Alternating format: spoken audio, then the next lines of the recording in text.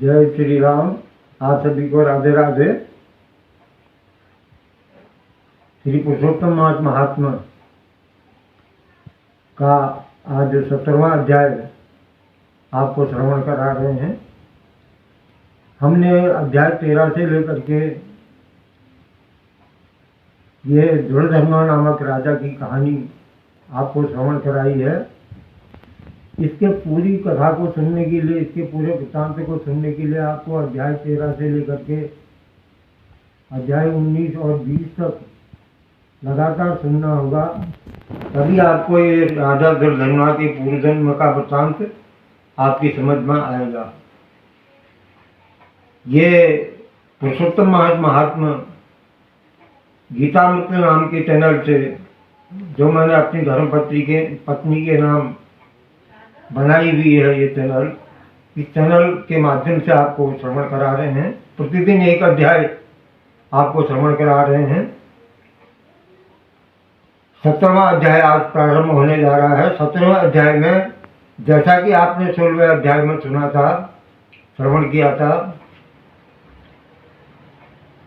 कि सुदेव नाम का जो ब्राह्मण था, राजा दृढ़धर्मा का पूर्व जन्म था सुदेव नाम का ब्राह्मण, तो उसको जो है एक ऋषि आए, देवल ऋषि जब आए तो उसके यहाँ तो उन्होंने ये कहा कि भाई तुम्हारा बालक जो है वो 12 वर्ष के पश्चात जो है मृत्यु को प्राप्त हो जाएगा।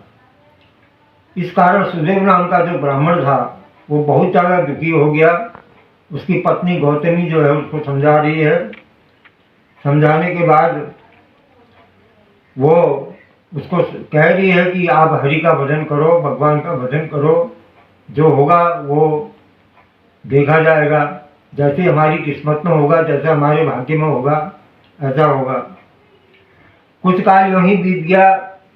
एक दिन सुदेव ब्राह्मण हरिकीर्तन में निमग्न जब समिधा पुष्प फल फूल एकत्र करने के लिए वन में गए, तो उसी दिन उसके पुत्र सुखदेव भी अपने मित्र के साथ बावड़ी पर जा पहुंचा। एक तालाब था, बड़ा तालाब था, बावड़ी थी, उस पर जा पहुंचा।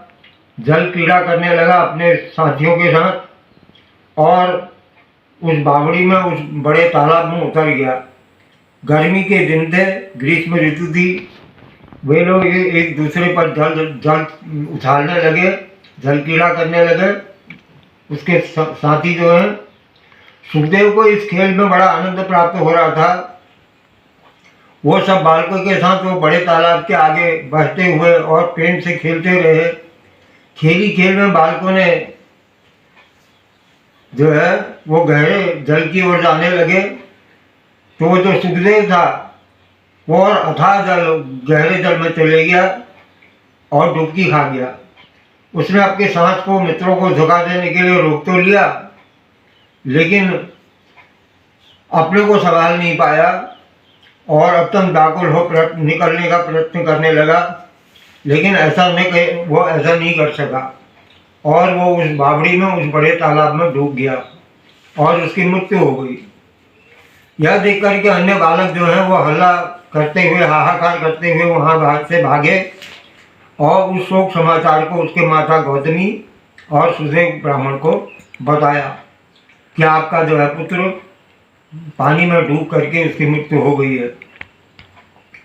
तो ऐसा सुन करके गौतमी जो है, उस सुखदेव की माँ जो है, माता जो है गौतमी, वो पथार खा करके गिर पड़ी, मूर्छित हो गई। उसी समय सुदेव ब्राह्मण भी आ गए जंगल से। तो उन्होंने भी जब ये समाचार सुना तो वो कटे वृक्ष की तरह पृथ्वी पर पथार खाकर गिर गए। इसके बाद दोनों पति पत्नी उस बावड़ी, उस बड़े तालाब के निकट गए और पुत्र के शव को निकाल करके उसके अपनी गोद में रखा। अनेकों बार अपने पुत्र को चूमा और पुत्र के मुख को देख करके करुण रुदन किया, बहुत विलाप किया और अपने पुत्र से कहने लगे, हे पुत्र, तुमने हमको इतना सुख दिया, तुम हमसे बिछुड़ कर चले गए, तुमको अब हमें ऐसा सुख कैसे मिलेगा, कहाँ मिलेगा? ऐसा कह करके वो जो है विलाप करने लगे। सुदेव नाम के ब्राह्मण और उसकी पत्नी गौतमी। सुदेव ब्राह्मण कहते हैं कि मैंने ऐसा कोई निंदित कार्य नहीं किया था, मैंने ब्रह्म हत्या भी नहीं की थी, जिस पर ये इस कर्म का फल मुझे मिल रहा है। मेरा जीवित पुत्र जो है, जवान पुत्र मेरे हाथ से चले गया है, मृत्यु को प्राप्त हो गया है। तो वो विधाता को दोष देता है कि तुम्हें इस दीन बुद्धि की आंखें निकाल कर क्या लाभ मिला। हे विधाता, कुछ तो बोलो। हे विधाता, आपने हमारे ऊपर इतना कठोर वज्र क्यों डाल दिया, क्यों फेंक दिया। इस प्रकार विधाता को दोष देने लगा। और सुधेर नाम का ब्राह्मण कहता है कि मुझसे तो राजा दशरथ ही धन्य थे, जिन्होंने अपने पुत्र श्री रामचंद्र के वन गमन करने पर अपने प्राणों को त्याग दिया था। लेकिन मैं अभी भी जीवित हूँ, मुझे धिक्कार है।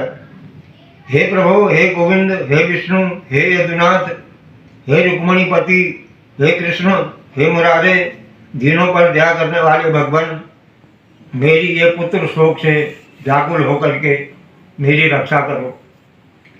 श्री बृहद नारदी पुरुषोत्तम महात्मा का ये 17वां पुष्प श्री पुरुषोत्तम भगवान के चरण कमलों में समर्पित है।